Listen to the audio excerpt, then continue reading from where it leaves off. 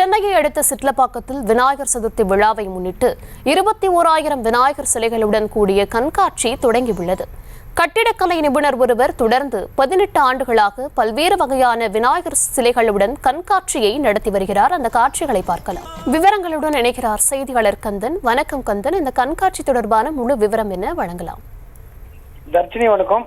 தாம்பரம் அருகே உள்ள சிட்லப்பாக்கத்தில் 21,000 அடங்கிய விநாயகர் சிலைகளுடன் கண்காட்சி தற்போது தொடங்கப்பட உள்ளது. செங்கல்பட்டு மாவட்டம் குளம்பேட்டை ராதா நகர் பகுதியைச் சேர்ந்தவர் சீனிவாசன். இவர் ஒரு தீவிர விநாயகர் பக்தர்.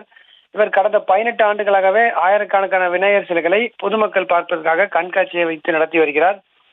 இந்த விநாயகர் சதுர்த்தியை முன்னிட்டு இந்த சிட்லப்பாக்கம் பகுதியில் உள்ள ஸ்ரீராம் கணேஷ் மகாலில் 18ஆம் ஆண்டில் தற்போது 21,000 விநாயகர் சிலைகளுடன் விநாயகர் கண்காட்சியை பார்ப்பதற்காக ஏற்பாடு செய்யப்பட்டுள்ளது.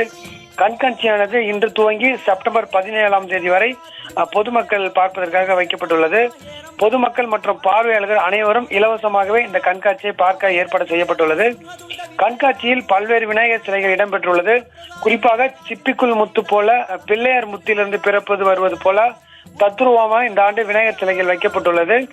இருளிலும் மின்னும் ரேடியம் பிள்ளையார், திண்ணையில் படுத்து ஓய்வெடுக்கும் பிள்ளையார், சங்கு பிள்ளையார், 7.5 அடி உயரத்தில் அத்திமர மரத்தில் செய்யப்பட்ட அத்திவரத விநாயகர் சிலை, சொர்க்கத்தில் இருப்பது போன்ற சொர்க்கவாசல் விநாயகர், அதுமாதிரி வாகனத்தில் வரும் இந்த ஸ்கூட்டர், சைக்கிள், கார் போன்ற ரயில் ஓட்ட விநாயகர் என பல்வேறு பிள்ளையார்கள் தற்போது இந்த கண்காட்சி இடம்பெற்றுள்ளது.